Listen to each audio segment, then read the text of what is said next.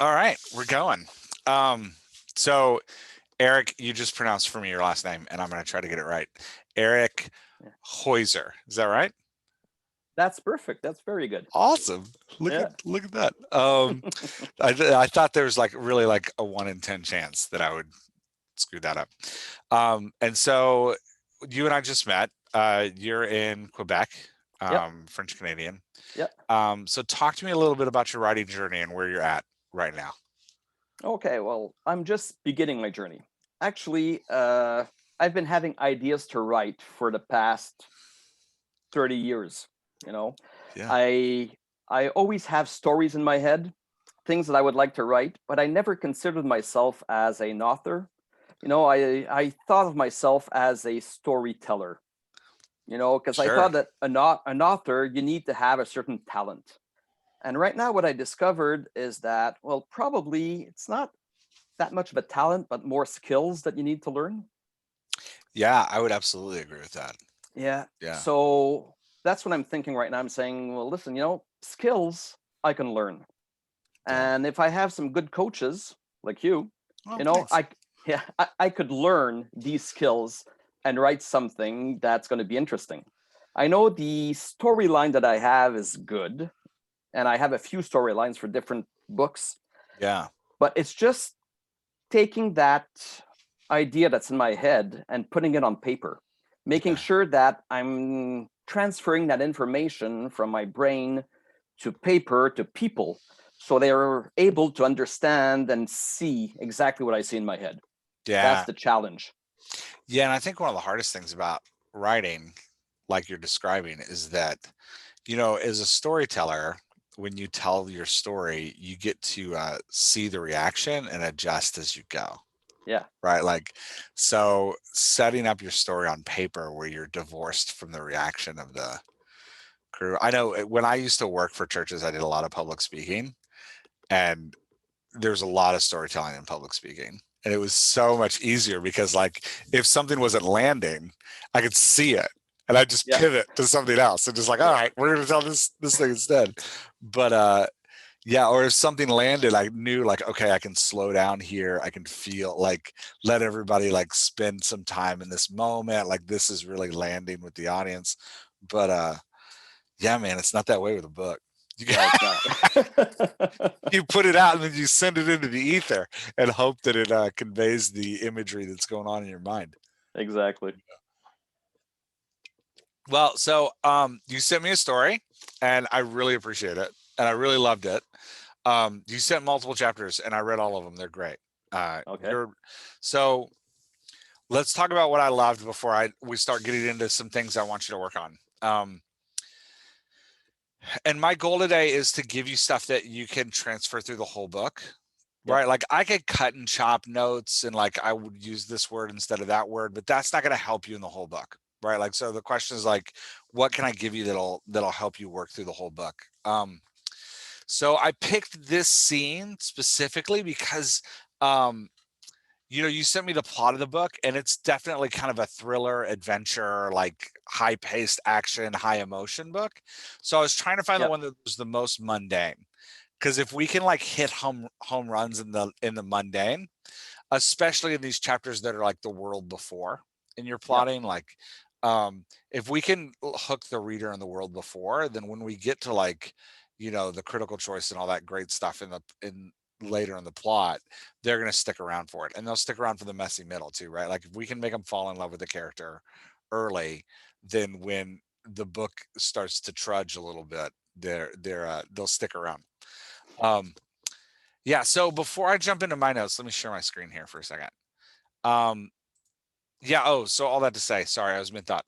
All that to say, your plot is, I think your plot's great. I think you're definitely building conflict. You can feel the conflict kind of moving through.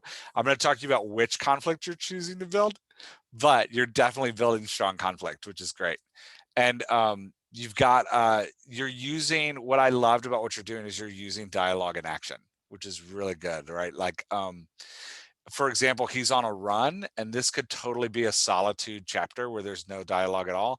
And you've worked these moments in where he's having this like conversation with himself, which is really great and keeps the piece moving, keeps that pace up. We're not getting lost in like long paragraph after paragraph of him like, kind of meditating on these thoughts. Um, and then you interrupted his run with a car on almost car wreck, which is also a nice like conflict building, jars him out of his moment. It was a nice kind of scene switch there. Um, so before I jump into my four things, was there anything you wanted to add to what we're talking about, or anything specifically you wanted to Well, cover? actually, yeah, since I read your notes and everything, I trashed that chapter. No. uh, I, since I'm brand new at this, I wrote it the way it just came out, and now Yeah. I've been following you for a few weeks now, and I really love what you're saying about dialogue and how you could create everything through dialogue. And I wasn't seeing it that way before. So right now I'm looking at like this chapter, and there's some notes that you gave me saying, okay, well, this here you're talking a lot, when you're describing, and a lot of that I could put in dialogue. I Yeah. just have to change the beginning of my story. So that's what I'm looking at right now. What are you thinking about when you say change the beginning of your story? Like add different chapters, or are you thinking about changing the story itself? No, the story will stay the same. Okay, good. It's Because you've it, got a it's good story. I don't want Yeah. you to screw the No, story. the story stays the same. It's just the way I'm going to be presenting it. Instead of doing like narrations like I'm doing right now, Yeah. I think I'm going to do more dialogues. Instead of having like this here where he's thinking about his life that he's had with his mother, well, he's going to have a discussion with his mother on why are we living this way? Why are we always running and Yeah. changing cities, Yeah. you know? So before we scrap this chapter completely, I Yeah. love where you're going and I want to come back to it. Yeah. Before we scrap this chapter completely, though, talk to me about when it first came out, right? Because what I don't want to lose is what originally came out of you, because it came out of you for a reason. So, like, respecting your work as an artist, right? Like, you're the plot Yeah. ask you to draw a picture of the character, and him going on a run was the picture you drew. So Yeah. talk to me about why that's important. Like, Well, why that's was that important what came out? because I run a lot. Okay. So, and to me, running clears my head. So Nice. often at work, I'll just run during lunchtime, or I'll run at in the evening or the weekend. And to me, that's a good time to think. Yeah. So a lot of chapters in this book were done while running. Nice. The ideas and who's going to be the villain and what's going to be the end situation and the crisis and everything. So Yeah. all of that was done while running. Okay. That's nice. A lot of times when and this, you said this is one of your first books that you've written. Yes. Yes. Yeah. So a lot of times our first books, the protagonist is some version of us. That's just like actually every author I've ever met. That's so true. The first book, the protagonist is some version of you. It's not you exactly, but it's some version of you. So to say that, like, okay, I had him running in the first chapter because I run to clear my head and he was clearing his head, that's important, right? Like, and we don't want to lose that because that's part of who he is. So rather than ditching this chapter, I'm going to give you another suggestion. Right ahead. Okay, so let's talk about the first thing I wanted to talk to you about is what you're deciding to feature, right? So in the chapter, you've got the way it works out is the first paragraph, he's leaving his house. And then we have a paragraph about how he loves to run. And then we have him uttering this kind of guttural, like painful thing of like, what am I going to do without her? And then we have this summary explaining that he just broke up with a very important girlfriend. Well, no, that's not exactly it. Okay. What's happening here is that he knows that his mother is dying. So in the Ah, chapter just before that, his mother had an episode, and he gotcha. took Oh, care of her. well, that And makes it now easier. he knows that Gotcha. he has a few days, a few weeks maybe with his mother left. Gotcha. I So yeah, I think I just because I saw she, I just assumed there was a romantic thing going on here too. But yeah, not knowing that they're both the mother makes this super easier. So he's got this moment where he's thinking about his mother, and then it gets interrupted by a car wreck, almost car wreck. He yeah, almost gets hit by a car. exactly. And then he has another moment of thinking about his mother. Yeah, Okay. So that makes it you've got one less chapter to write now. So, um, what's interesting to me is that you're in what part of what I want to challenge you about is a lot of times when I write, I don't know if you're doing this or not, but this is what I do. A lot of times when I write, my first draft, I will instinctually avoid the emotionally painful parts.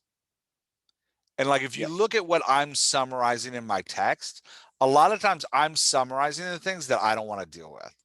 They feel too heavy, they feel too weighty, they feel too personal, right? Like, or I just don't know how to deal with them. So I just totally skip them and go and move into dialogue. And it's or like move into the rest of the scene or like the aftermath of the scene a lot. I'm notorious in my books for like skipping the world before because I don't know how to deal with it and just starting a book with the inciting incident. And yeah, it's bad because the reader doesn't have time to fall in love with the character before the character's having to make this critical decision.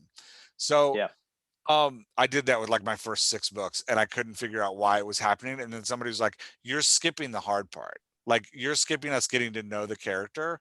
And for me, it was like, "Oh, well, that's because I'm a little scared of that. Like I'm scared of writing that."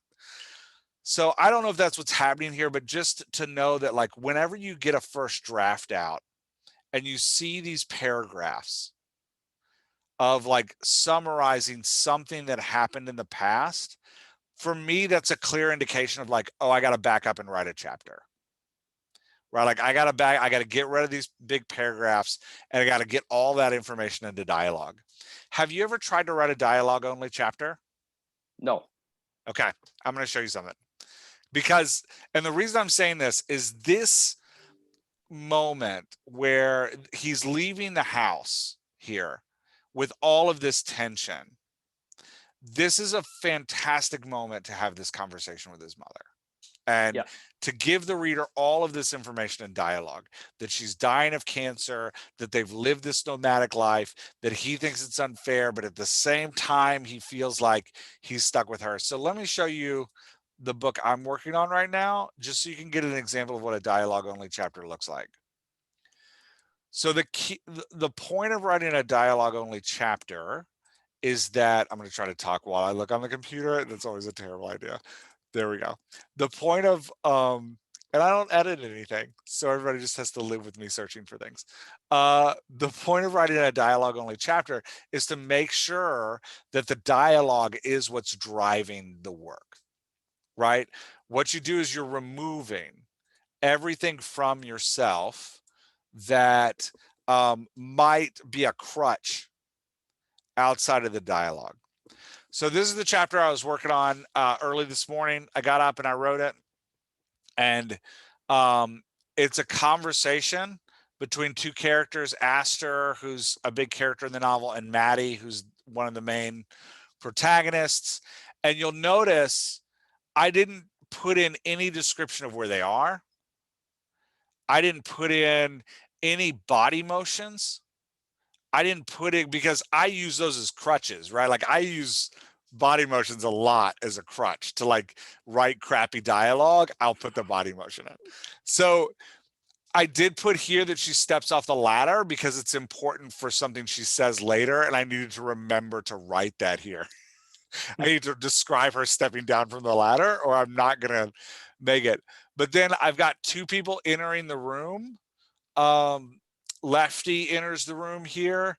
So all I did was I just put a little parenthetical that's like Lefty comes into the room.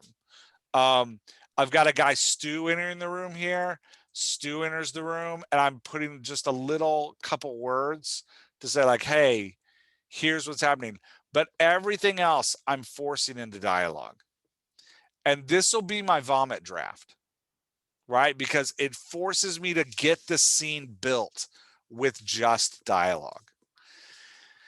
Then, after I've built the scene with just dialogue, I'll come back and I'll take a second pass. And this is what it looks like in my second pass. So in the second pass, I'm coming in and I'm adding in the like build what's happening with the body language, the setting of the scene, right? Like here's what Maddie is doing. She's rushing over to see this guy rip flowers out of the bed. When I originally wrote this, all I had written was whoa, whoa, whoa, gentle. And then the next line was no chance of that. And then the next line was what? Shoot, you don't know. Right. So I'm just getting the dialogue in. But now in my second pass, I'm coming back and I'm actually painting the picture I want to see. And if we can pull that off, what it does is it creates this very flowing, primarily dialogue scene that is really focuses on the characters and their voice and the characterization, which makes it 10 times more engaging. I love So it. my first challenge to you, and I want you to do it and then I want you to send it to me. Okay.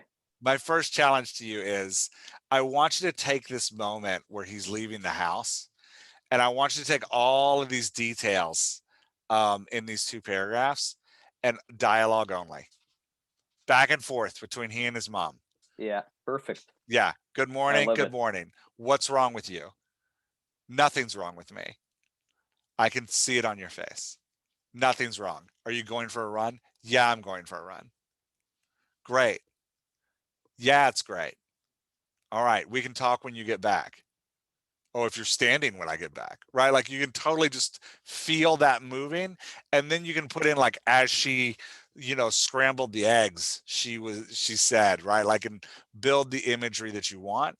Um, I could see as the start of a book, this back and forth between him and his mother is going to make you really feel the pain that he's experiencing as a son losing his mother, and it's going to get all of these details in a super engaging way. So then I wouldn't lose this chapter. I would keep the running and like keep him going on the run because it's setting him up as a character, as somebody who processes things alone and has these moments of reflection, which tells us like he's not a hothead, right? Like he might say mean things to his mother, but he's gonna pull his crap together before he comes back home, Yeah. right? Like, and he's got some self-understanding and some coping mechanisms to kind of deal with pain and suffering. So if he's taking a run here, I'm expecting that when the crap hits the fan and the novel's like flying and everything's going crazy in his world, that he's gonna try desperately seek to find time to get alone, right? Like, and it sets up a great um Save the Cat, the layout of Save the Cat has the all is lost moment where the character like is feels like everything in the world is drowning and like everything's over and it's all terrible. It's right at the end of the kind of the messy middle before we move into the climax where the character rallies and actually wins the war. um this kind of character who has moments of isolation and self-reflection can just crush those moments because he rallies alone. So you can have him drift off in a state of anxiety and panic, rally himself with self-talk, and then go back into the fight renewed. And it could be a really nice. So I don't want you to lose it because I think you've got a tool here that can build your character's personality. Um, and give you some moments later in the plot to lean on, right? Like this escaping to think. If you want him desperate, make it so that he can't get by himself. And you can just keep saying, Good. like, I just need a second to think. I just need a second to think. And just keep throwing crap at him.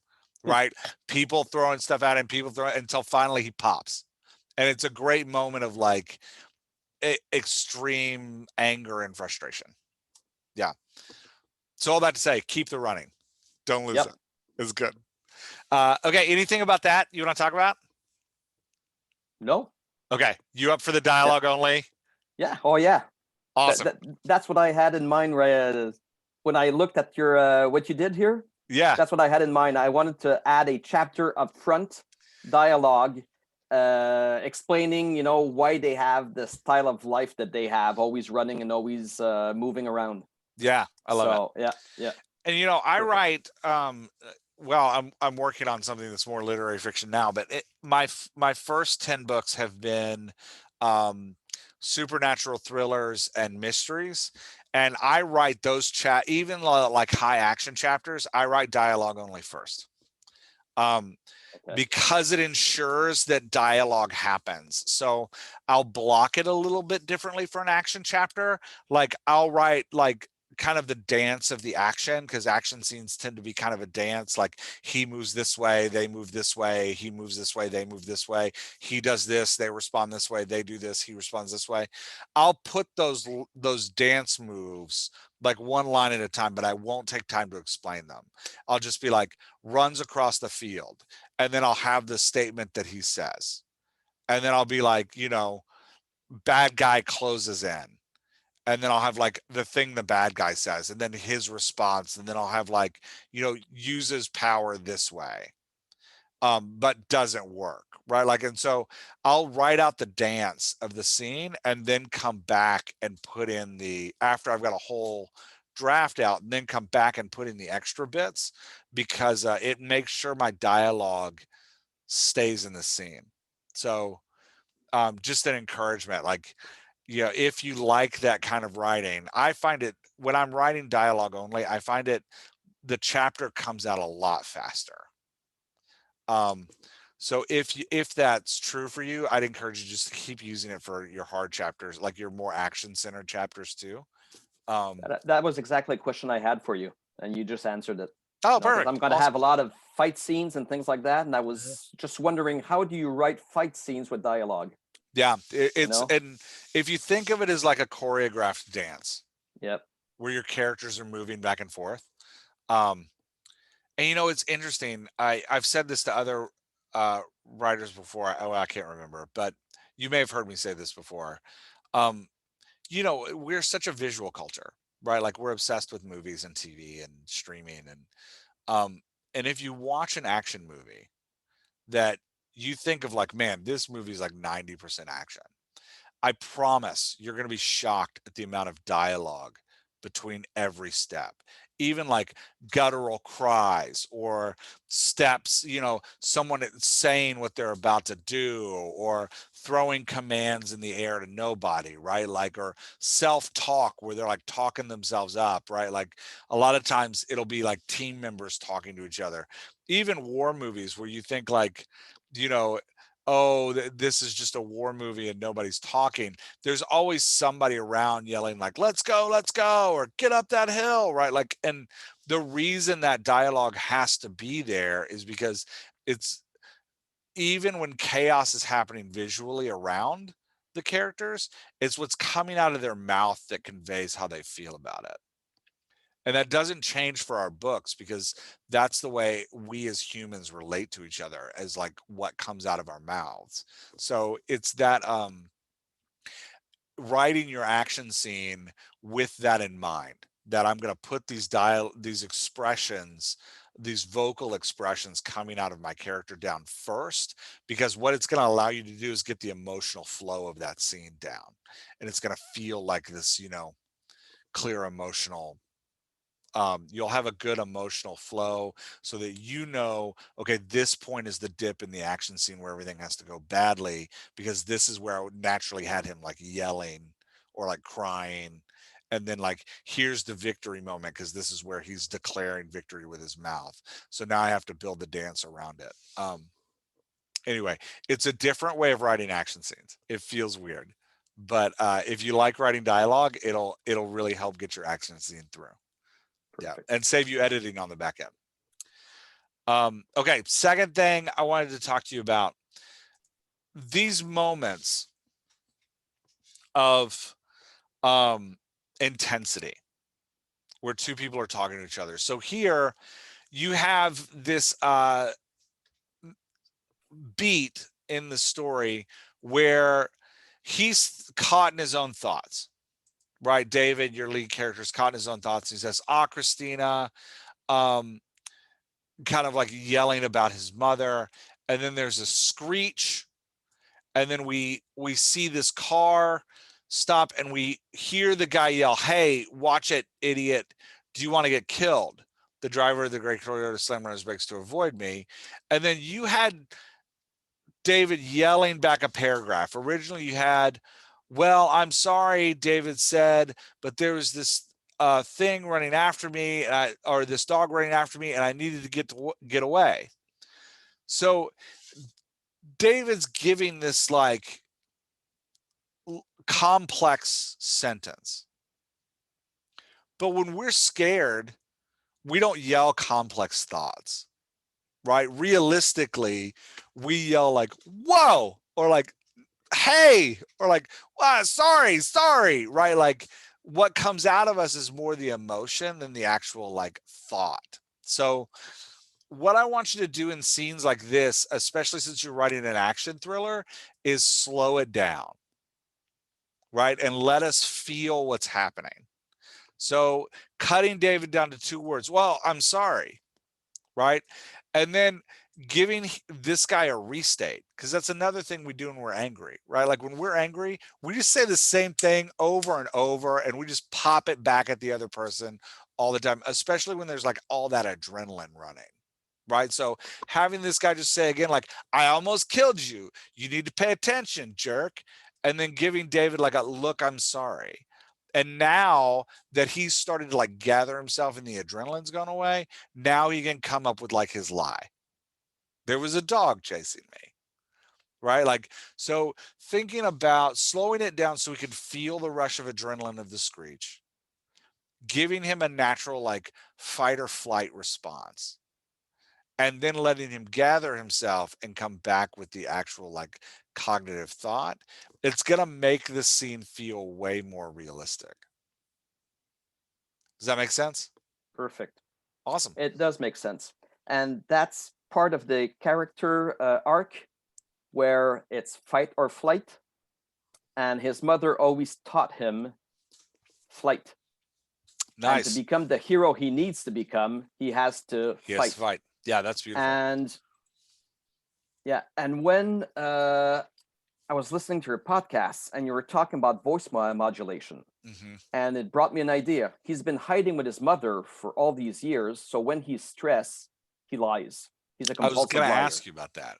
That's really smart. Yeah. Yeah, Yeah. Yeah. yeah. So that's why I wanted to put something there that when he's stressed or something, he just lies. Yeah. And I would recommend some kind of tick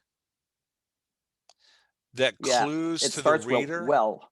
Yeah. Yeah, that would be a great one. Well, that would be a good Yeah, one. Something that's that, what I had right here. yeah, and I Yeah, moved it. Yeah. I would, yeah, and if you put it back down with like, "I'm sorry," and then have him say you're sorry, and then come back and be like, "Well, I'm sorry, there was this dog," right? Like yeah, having that, and you may even want to do like, "Well," and then like short declaratory statement. So like, "Well, there was this dog and he was just chasing me." Right? Like to kind of break it up a little bit so that you can yeah, kind of feel the lie coming to him at the moment.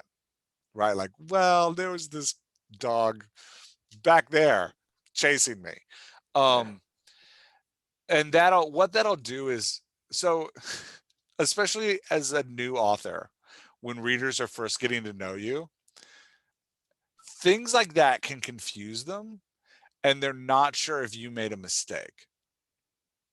So okay, they're like, "Oh, this author screwed up. There wasn't a dog."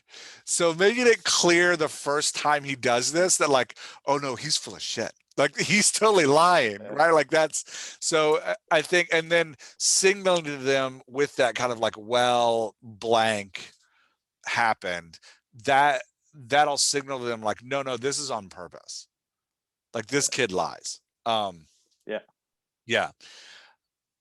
Do you have him losing something through the book because of his lies? Yes. Yeah, I was gonna say whenever we have like an anti-hero characteristic like that, they always have to pay for it because Yeah. the reader Exactly. wants them to pay for it. So they need to pay for it Yeah. at some He point. he, he's going to meet a girl further down the road, Perfect. and Yeah. he's going to lie, and yeah, Yeah, yeah. Yeah, have to make up and confess and like all of exactly. that good stuff. Yeah. Yeah.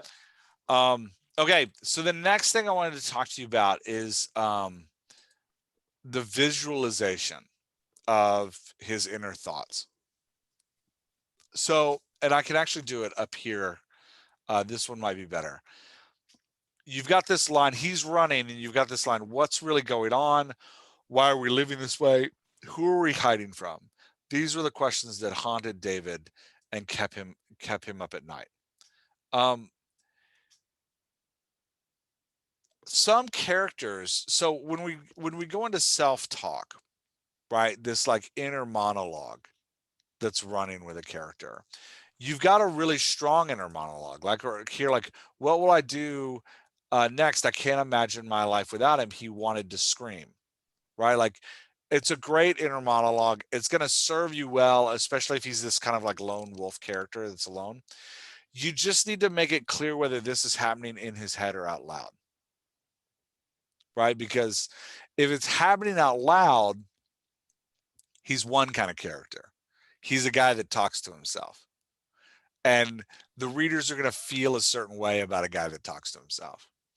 Not necessarily bad, but he's a little quirky, right? And at some point, other people are going to notice that he's talking to himself. Yeah. Again, not a bad thing, but it actually can be moments of great comedy a lot of times when characters talk to themselves and other characters notice. They're like, no, that was me, not them. I think about there was a TV show on Amazon. It was absolutely fantastic called Fleabag, where the lead character is constantly talking to the audience or giving the audience knowing glances, right? She's breaking the third wall and she's looking at the audience like, can you believe that happened? And in season 2, there's this amazing moment where she's sitting across from a priest and she looks at the audience like, can you believe that happened? And he actually like comes into the camera and like looks at her and he's like, who are you looking at? He's like, who are you talking to? So like it's this fantastic moment of comedy that like is totally unexpected. But it is her like inner monologue being noticed by somebody else. So that's one way to go. Is like he's saying these things out loud, actually like talking, debating himself as he runs. The other way to go is to keep it all inner thought.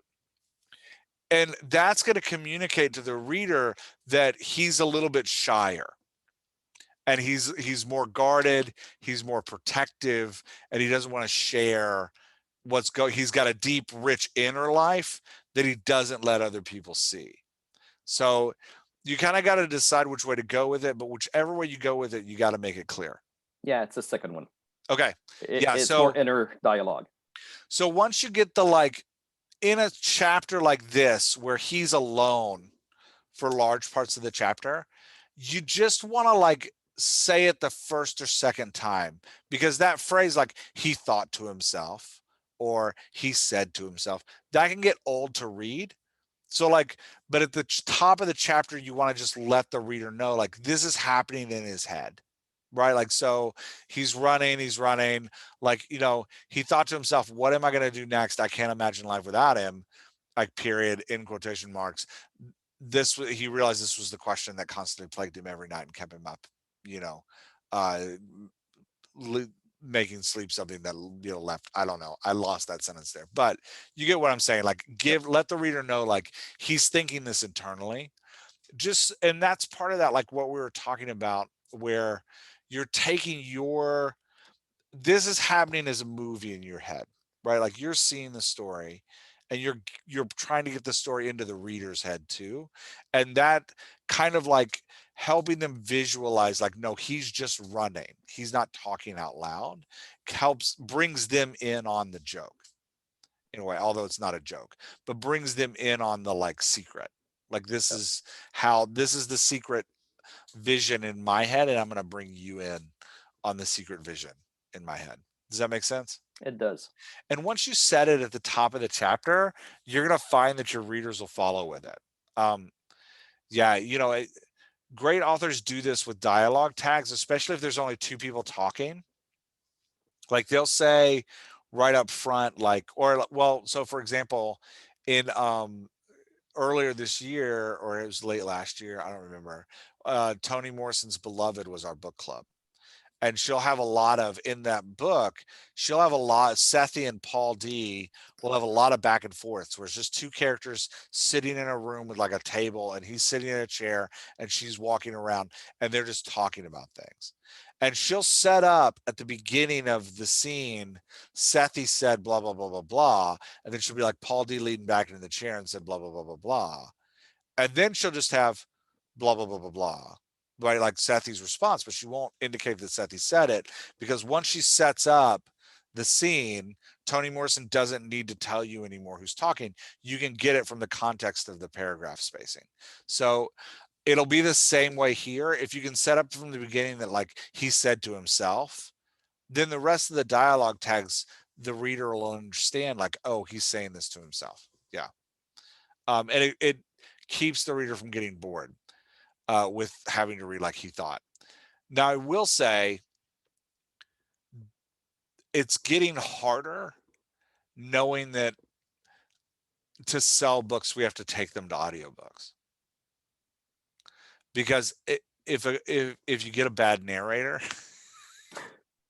who just reads straight through, the reader no longer has the visualization of the paragraph to tell them when things are jumping, when the character's changing. So if the narrator isn't giving some kind of indication in their voice that there's a character change, then I've talked to a couple others who've actually gone back to their books and put back in the little tag at the end, like Paul said, Sethi said, Paul said, Sethi said, just so the reader knows, like, oh, the character's changing. But that's, you got to finish the book and publish it first before you get to do the audiobook. Well, you got to finish the book, but it's just something to think about. Yeah. Yeah. Anything else about inner thoughts, or anything else you want to talk about there? No, at the beginning when I started writing it, it was in italics, and Yeah. then I listened to your podcast and I just changed it. So Yeah, and I've already I'm got listening and I'm crap for learning. that.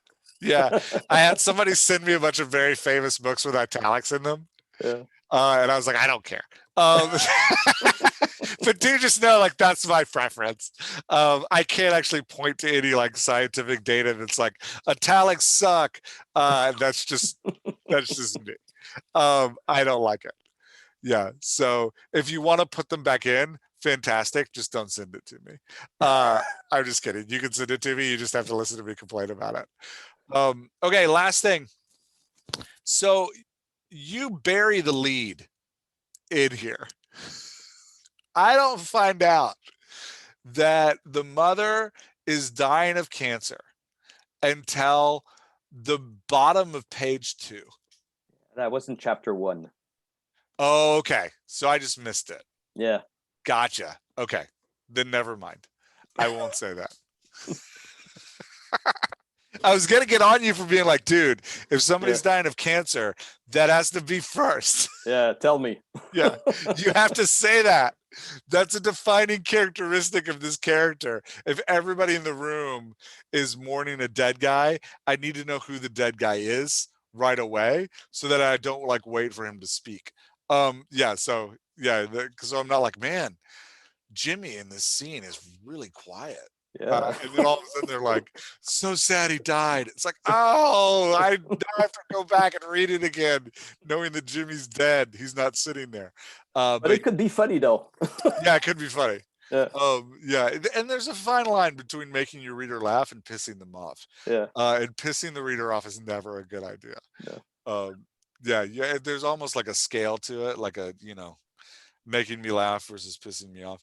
I was um I was reading a book this weekend. I was reading a Nick Hornby book called Funny Girl, and I loved it so much. It was hysterical, and there's these four characters that would have five characters that would have these big cast scenes where all five of them are talking, and they're like, it's witty and it's fun, and there's two comedy writers that are two of the five characters, and they're hysterical, and I loved these scenes. And every time those five characters got together, which was like, I can think of seven times in the book off the top of my head, I just like devoured it. I was like, this is the best. But then he was doing this stuff that would piss me off, where he'd like summarize conversations that like I really wanted to see. And it was totally what we were talking about earlier.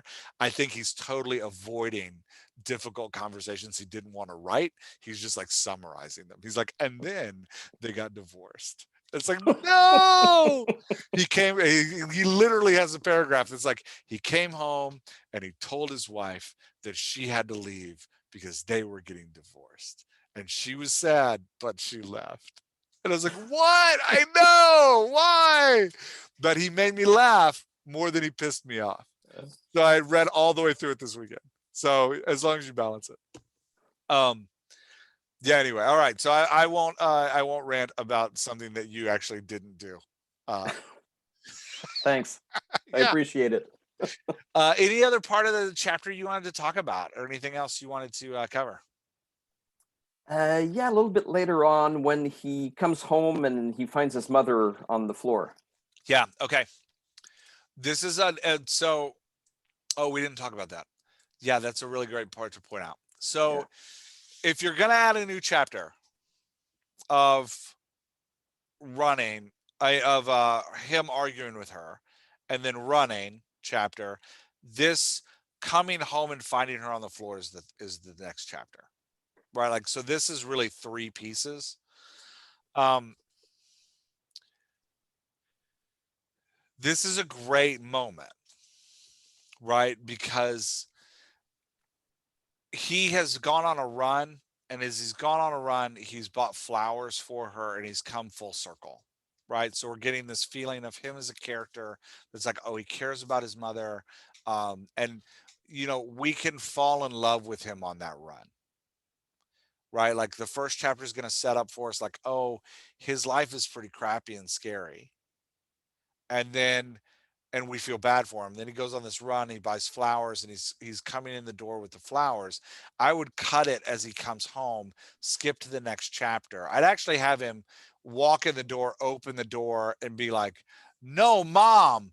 Cut, next chapter, rushing into her side, dropping the flowers down, right? Like, because you want to cut that chapter at a place that the reader's gonna go, "What?" and turn the page. Yeah. So cut it as he walks in the door, and then start the next chapter. This is another chapter I'd write dialogue only. Um, and you got to slow it down. Yeah. So, have you seen me use an emotional flow chart? No. Okay, let's use an emotional flow chart, but you're gonna have to wait a second while I find it again. Um, I'm gonna pull up a thing called a Jamboard, which is like a virtual whiteboard. Let me see. I don't have a blank one. Let me put a blank one. Da, da, da. Talk amongst yourselves, podcast listeners. Is is this the daisy? No, No. this is Okay. something else. This Okay. is for modulating voices, but it's I'm going to use it to talk to you about slowing down the scene. Okay. So Um, it's not your Excel spreadsheet nope, either. not the Okay. character wheel. Okay. Yeah, Okay. I know. Yeah. It's Because like I'm using that also. Yeah. which of the 50 charts are you talking about, Jeff? The emotional flow chart. That's the one Yeah. I'm talking about. No, Just trying so to fill the blank here, you know. yeah, Trying to no, help you out, man. thanks, man. I appreciate it. Um, yeah. How's that Dialogue Doctor podcast? Well, Jeff spends a lot of time just looking for things on the internet. So so I totally am adapting this from a talk by Kurt Vonnegut. Kurt Vonnegut wrote his thesis on story structure, and he used a chart like this for it, and I find it brilliant and super helpful, especially when I'm thinking through a scene. So on the y-axis, we're going to do the emotional state of the scene. I have character emotional state here because I found this quick and I was using it for something else. But think emotional state of the scene. And what I want to think about first is how the reader feels reading the scene, right? So I'm going to get a blue pen to represent the reader. We'll just say reader for the blue pen. And then on the bottom side of the chapter, we want the chapter beats, right? The like steps of the story, of the scene. Okay. So in this scene, our steps are, we'll do steps in yellow. In the scene, our steps are comes in the door and sees mom. We have rushes to mom's side. We have mom not doing well, or first, mom non-responsive. So you think she's dead? That's what I thought anyway. I was like, damn, he killed her at the end of the chapter. Eric's cold-hearted. Thinks she's dead. And then we've got Eric responds. Actually, it's David. Sorry, you're Eric. Yeah. Thank you. David responds. Or David, let's say, pleads. And then we've got mom responds. And then we've got mom talks, indicating everything is okay. And then we've got gives flowers. So these are the current beats of this paragraph that I'm arguing need to be an entire scene, right? So this is how it is right now. And when I'm thinking a bit through these beats, I'm thinking about how do I want the reader to feel in these beats? So, and a lot of times, man, for myself, I'll just, you've got that, we were talking before we started recording about your beautiful whiteboard with your amazingly arranged markers behind you, which I am so jealous of. My office that I used to work in before COVID had whiteboards everywhere, and it was so great just to be able to like whiteboard. But now I'm in my basement, and there is no whiteboard in here. Drives me crazy. That's why I'm using this tool. So, which I'm only like 50% happy with. Hear that, Google? Fix this. So I've sent them notes. They haven't responded. So if we're going to go on the top axis, just a reminder, the top axis here is a positive emotion and the bottom axis here is a negative emotion, right? So this here is kind of like fear in this scene. You can put whatever emotion you want on here, but kind of like, what do we want the reader to feel? Fear and kind of dread here. And then this top would be like kind of heartwarming, right? Oh, this is terrible writing, but I'm talking so you can see it. We're just going to put a W, heartwarming. So the top axis up here is heartwarming. The bottom axis is like this fear and dread, right? And then we've got the beats of the story across. So when I'm thinking through a scene using this tool, I'm like, okay, he comes in the door and he has a reaction. So they're a little bit afraid, but they don't really know what's happening yet. And then he's going to rush to his mom's side. So the fear is building. And then she doesn't respond, right? So now we think she's dead. And then he's pleading. And there's this dread here, right? Like we're like, oh my gosh, we're watching his mom die. And then she responds and she gurgles a little bit. And we're like, oh, she's not dead yet, still dying, right? But as the couple paragraphs are now, then she talks. And then he gives her flowers, right? So when I'm looking at this scene, I'm like, man, we've got a nice arc downward for the reader that takes us to dread, and then we start coming back up a little bit, and then we got a spike, and here everything's okay, right? And when I feel this kind of like spike where it's like, oh, that got okay really fast, I recognize that like I got to put more in here. I Okay. got to slow this down and dwell on the recovery a little bit more. So we need like 2 more beats in here. Like David does something. Pray, grabs some medication, rubs her arm, something that's worked in the past that's like helped bring her back, right? And so, and he starts to show a little bit more encouragement. And then I'm going to have her like open her eyes a little bit. This is actually my complaint to Google, that this doesn't scroll. It makes me really mad. I'm going to have her like open her eyes a little bit, right? Like open her eyes, maybe try to sit up and fail. And then I'm going to have him like say something else to her. And then she can talk. Right? So now if we do it this way, we have a nice gentle climb in both directions. And we don't need these, now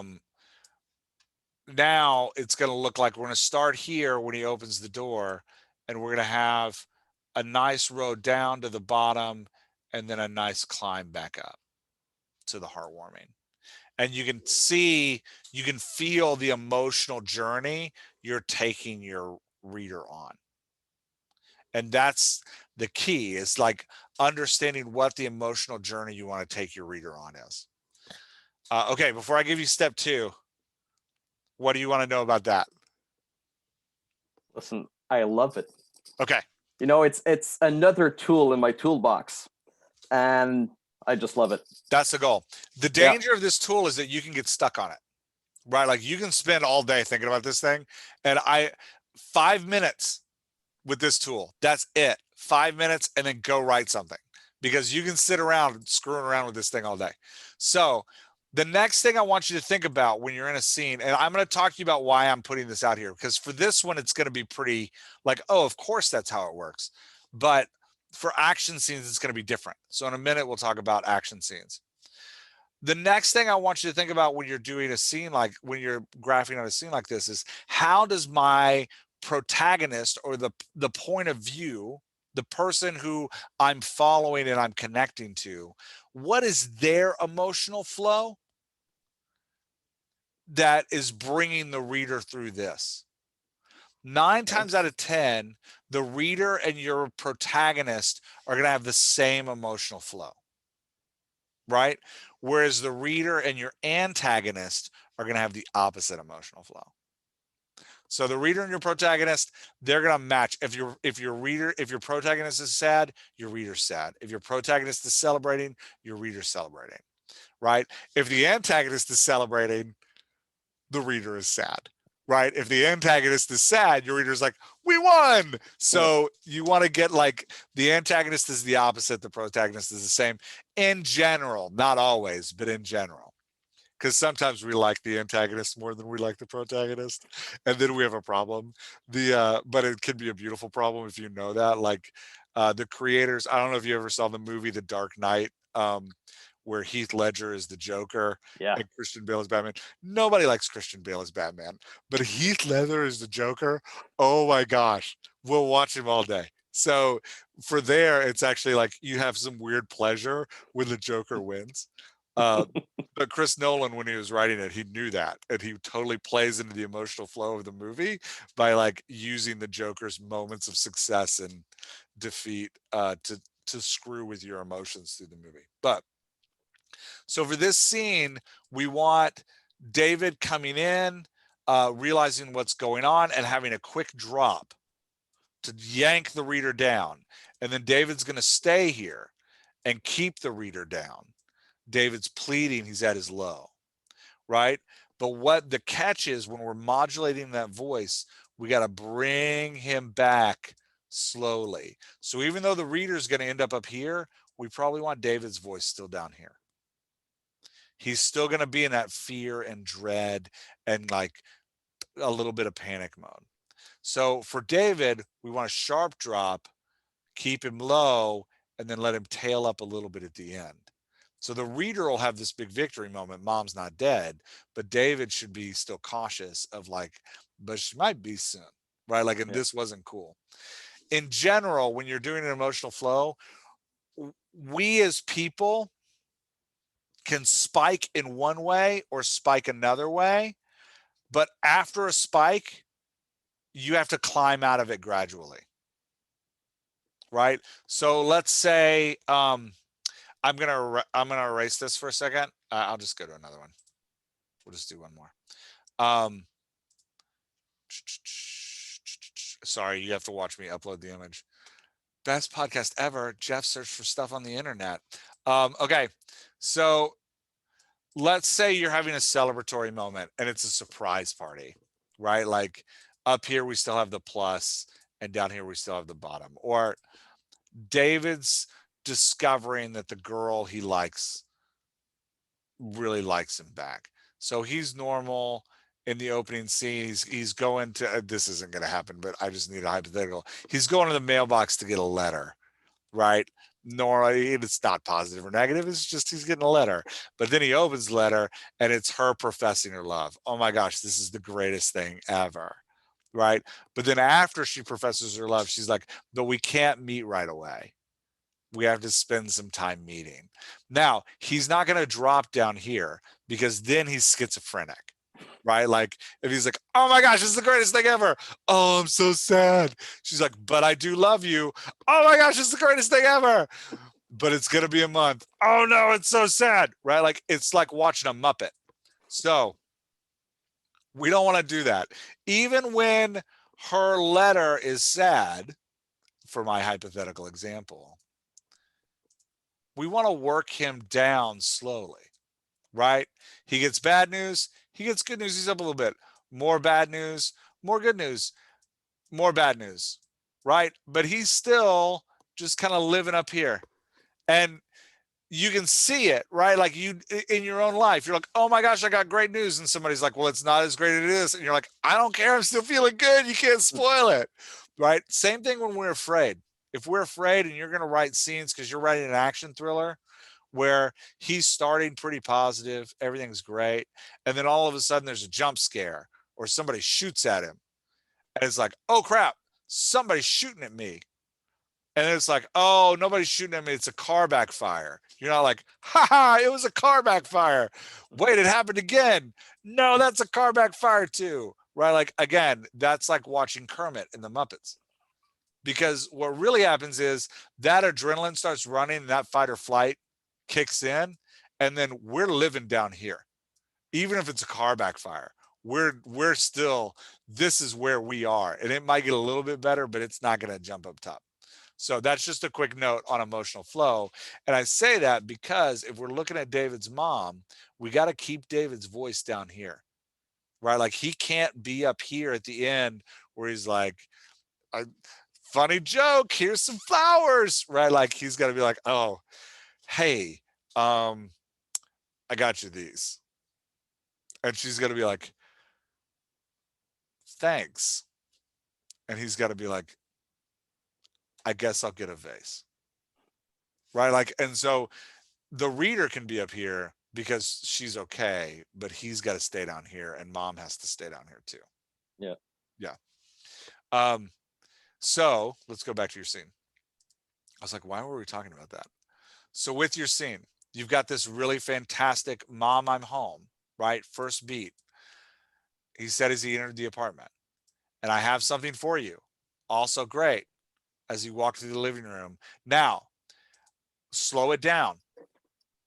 Mom, mom, right? Looking for her, build that tension, live in that moment for a minute. He sees her lying motionless face down on the floor. Build up this second, because this is that drop, right? And tell us how he's feeling. Heart sinks into his shoes, right? Drops the flowers on the floor. Doesn't even realize he drops the flowers on the floor. Races to her side, drops to her knee. No, mom, no, right? And then he can't notice that she's breathing already. Grabs her shoulders, tilts her head back. Mom, now he sees that she's breathing, right? Like, let us live in that dread and feel that dread. Give him, you got a character with any inner thoughts. Like, oh shit, what do I do if she's dead? Right? Like, let him have that inner thought.